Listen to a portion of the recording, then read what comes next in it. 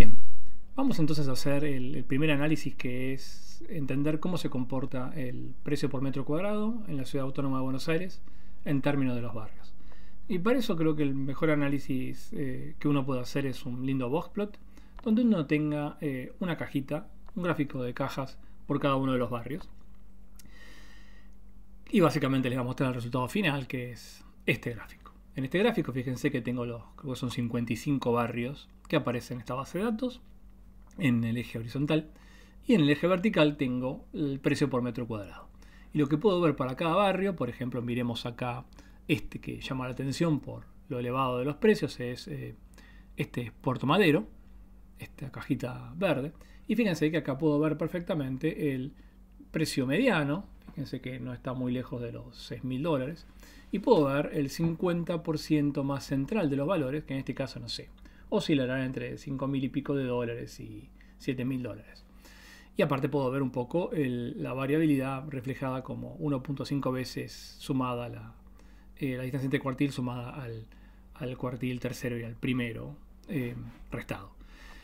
Y eso lo veo para cada uno de los barrios. Entonces, de una sola mirada yo puedo darme cuenta de cuáles son los barrios más caros y cuáles son los más baratos. Entonces, vamos a repasar un poquito qué dice este gráfico. Este gráfico nos dice, bueno, claramente pareciera ser que Puerto Madero es por mucho más caro. Después fíjense, le sigue este otro, que es Las Cañitas.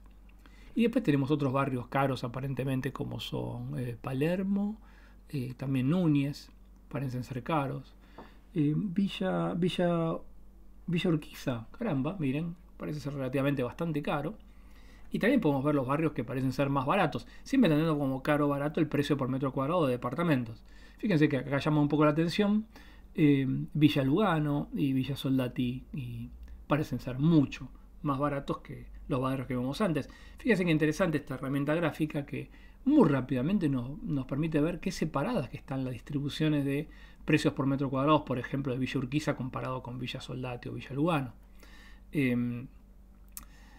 Después también se insertan extremos. Fíjense, por ejemplo, acá, Constitución, fíjense cuán distinto es el precio comparado, no sé, con Caballito, fíjense comparado con Núñez o con Belgrano, con Palermo, o con Belgrano, ¿no? Belgrano está por acá, acá está Belgrano.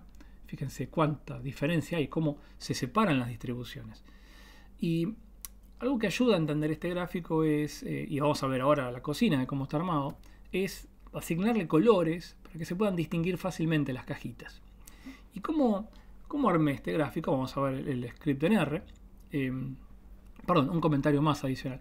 Fíjense que un análisis global de este gráfico, por un lado, es darnos cuenta que cuán fuertemente separa la categoría barrio a la distribución de los precios por metro cuadrado. ¿Cómo lo veo eso? Lo veo porque, si bien hay muchas cajitas que están superpuestas, hay muchísima separación entre las cajas. O sea, encuentro muchos pares de cajas que están claramente muy separadas.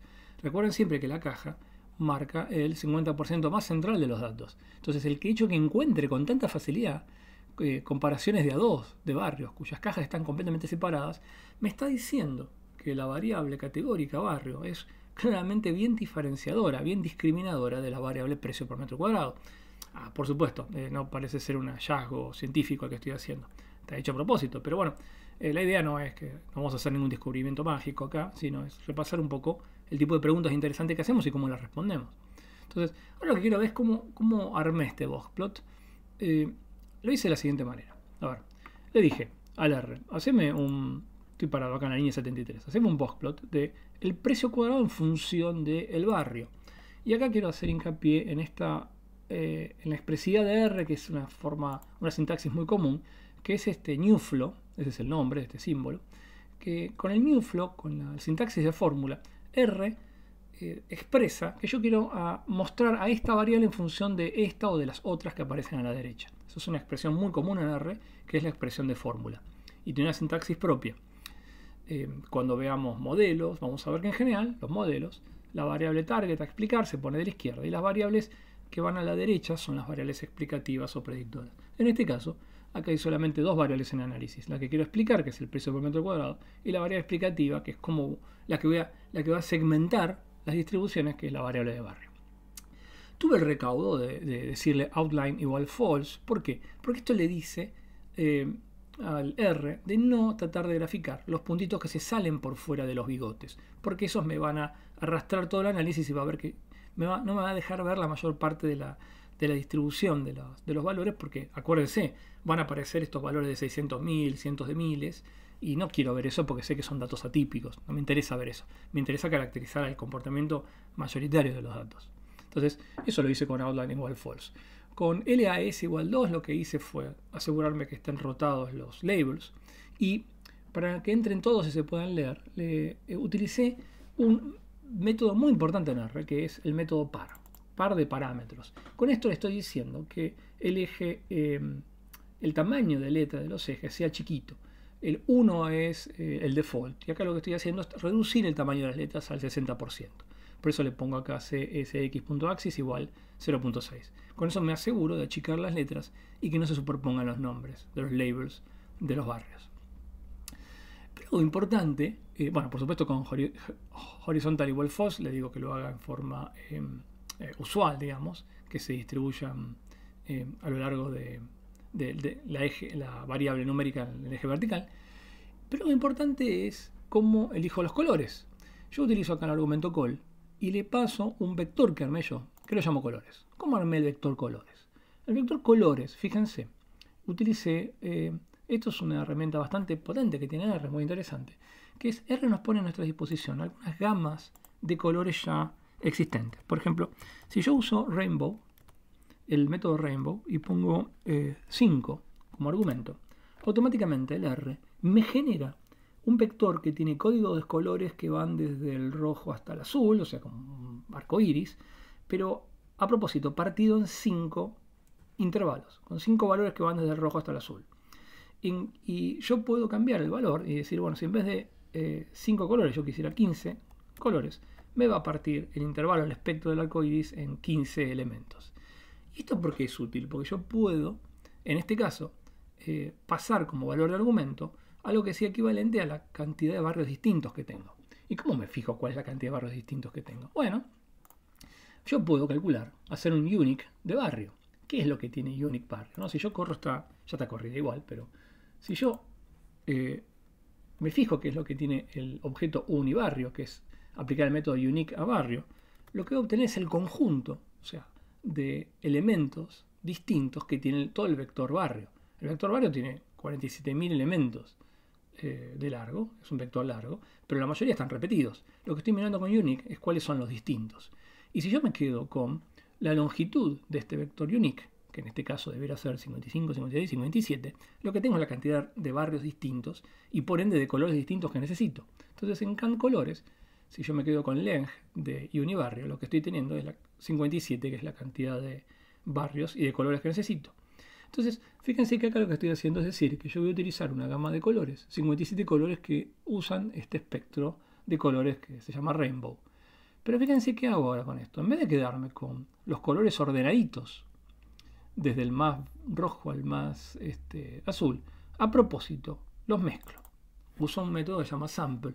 ¿Qué es lo que hace sample? Sample hace un muestreo sin reposición de un conjunto de elementos. Fíjense qué pasa cuando hago sample de 1 a 10. ¿Sí? Agarro los 10 elementos y me los mezcla. ¿Y por qué me sirve hacer esto en este caso? Porque me aseguro de que cuando yo haga el boxplot, vamos a verlo de nuevo, pero cuando haga el boxplot, automáticamente el R me va a generar un gráfico donde lo va a ordenar a los barrios por orden alfabético. Entonces, yo no quiero que elementos que están pegados tengan colores muy parecidos. Al contrario, me gustaría que tengan colores distintos. Una forma que tengo que hacer eso es aleatorizar los colores que uso. Por eso hago sample de este vector, que son los colores, los 57 colores del espectro que generé. De esta manera, cuando yo ahora a este vector colores que tengo acá, no hay mucha forma de darse cuenta, pero créanme que estos están ahora sí mezclados, este vector colores es el que voy a utilizar para hacer el gráfico del boxplot que vimos recién. Bien, pero ahora lo que vamos a hacer, y esto lo vamos a ver en el próximo video, es, voy a tratar de un paso más y les voy a mostrar qué es lo que voy a querer obtener. Y después vamos a pensar bien cómo lo hago. Lo que voy a querer obtener ahora no es solamente un boxplot donde vea la distribución de colores, sino que aparte ahora voy a querer meterme en otro mundo que a mí me parece mucho más interesante, que es el mundo un poquito, rozar el mundo de la estadística espacial, porque cada uno de estos elementos tiene una georreferenciación, tiene una latitud y longitud. Yo voy a querer representar los departamentos en un plano, en el plano longitud, latitud, pero voy a querer tener el recaudo de cada departamento, tiene el mismo color que le correspondió, de acuerdo a su barrio, en el gráfico de Box-Plot. Vamos a ver en el próximo video cómo hacer esto.